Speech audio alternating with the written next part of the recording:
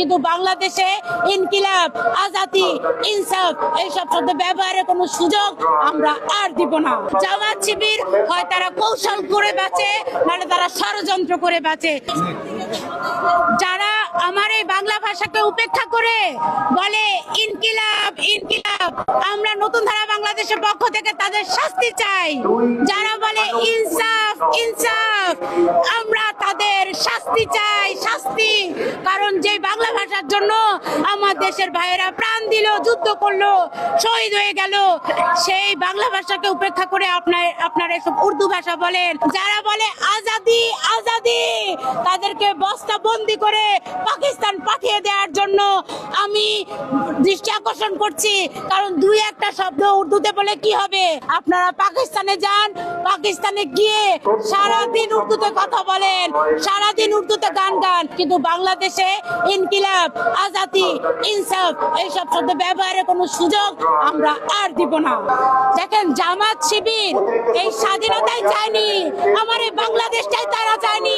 1971 সালে তারা ঘর থেকে আমার মায়েদেরকে, আমার বোনদেরকে নিয়ে হানাদার বাহিনীদের কাছে তারা তুলে দিয়েছে। তারা স্বাধীনতার 54 বছরে বলেছে যে ফুল দেয়া হারাম, ফুল দেয়া শিরক, ফুল দিলে গুনাহ হবে। তাহলে নির্লজ্জের মতো আমির সাহেব এখন কোন কায়দায়, কোন ষড়যন্ত্রের জন্য ফুল দিতে এসেছে? দেশের মানুষ তো তাদেরকে গতকালকে রাজাকার রাজাকার বলে স্লোগান দিয়ে তাদেরকে ছেড়ে দিয়েছে। আমার দেশের মানুষ তো অভদ্র না। আমার দেশের মানুষ যদি অভদ্র হতো তাহলে তাদেরকে গতকালকে মেরে তাদেরকে লাশ বানিয়ে এখানে কবর দিয়ে দিত। কারণ তারাই তো বলেছে ফুল দেয়া শিরক, গুনাহ হবে। তাহলে ফুল দেয়া হালাল হয়ে গেল, এখন আর গুনাহ হবে না, তাই না? ইচ্ছা হলে তারা তাদের মাসলা ঘুরায়। তারা তো বলেছিল নারীর নেতৃত্ব হারাম। আমি এক জামাতের নেতাকে জিজ্ঞেস করলাম যে ভাই, নারীর নেতৃত্ব হারাম বলেন, তাহলে এর আগে যে আপনি খালেদা জিয়ার আঁচলের তলায় ছিলেন তখন নারীর নেতৃত্ব হারাম ছিল না? তখন তারা আমাকে উত্তর দিল এটা তো কৌশল। জামাত শিবির হয় তারা কৌশল করে বাঁচে, নাহলে তারা ষড়যন্ত্র করে বাঁচে।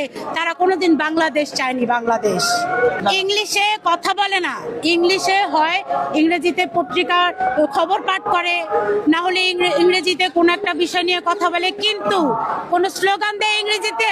কখনো কাউকে স্লোগান দিতে বলে শুনেছেন? উইনিং উইনিং উইনিং এভাবে কেউ স্লোগান দেয় না। তাহলে ওরা কেন বাংলাদেশে উর্দু ভাষায় স্লোগান দিবে? ওরা কেন উর্দু ভাষায় বক্তব্য দিয়ে দুই একটা শব্দ বলবে? হবে না তো। আমরা অন্য দেশের ভাষায় লেখাপড়া করতে পারি, ইংলিশ মিডিয়ামে পড়তে পারি, বিদেশ থেকে পিএইচডি নিয়ে আসতে পারি, কিন্তু আমরা যখন কথা বলবো, বাংলাদেশে যখন আমাদের পদক্ষেপ থাকবে, অবশ্যই আমরা বাংলা ভাষায় কথা বলবো। বাংলা আমার মায়ের ভাষা, বাংলাদেশ আমার মাতৃভূমি। এই দেশকে যারা উপেক্ষা করে, এই দেশকে যারা অসম্মান করে, বাংলা ভাষাকে যারা নিশ্চিহ্ন করে দেয়, আমরা তাদের জায়গা দিতে চাই না। গত বছরও বিভিন্ন জায়গায় আমাদের এই শহীদ মিনার উপর আঘাত আনতে আমরা দেখিনি। বিভিন্ন স্কুলে শহীদ মিনার ভেঙে ফেলেছিল, শহীদ মিনার উপরে ছাগলের একটা বাজার বসিয়েছিল, আমরা দেখিনি। বাংলাদেশের মানুষ অন্ধ না। ইনকিলাব বলে যে 1971-কে ভুলে যান। ইনকিলাব মঞ্চ যারা করে তাদের বক্তব্য শুনবেন। তারা বলে যে 1971 না, 24 নাকি আসল স্বাধীনতা। কি মিথ্যা বলেছি? নতুন ধারা বাংলাদেশ মিথ্যা বলে না। দেশের 20 কোটি জনগণের পক্ষ থেকে বলবো, এরা আমাদেরকে বলেছে 71-এর প্রয়োজন নেই, যেখানে 24 আছে, তার মানে ওরা আমার বাংলা দেশটাকেই চায়নি। ওরা কি বলে?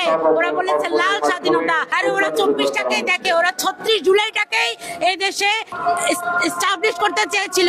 ওরা তো চায়নি আমার বাংলাদেশ। তাহলে ওরা এত বাংলা শব্দ রেখে ওরা কেন ইনকিলাব মঞ্চ বানিয়েছে? ওরা এত বাংলা শব্দ রেখে ওরা কেন ইনসাফ বলে, ওরা ইনকিলাব বলে, ওরা আজাদি বলে? ওরা পাকিস্তান চলে যাবে, বাংলাদেশ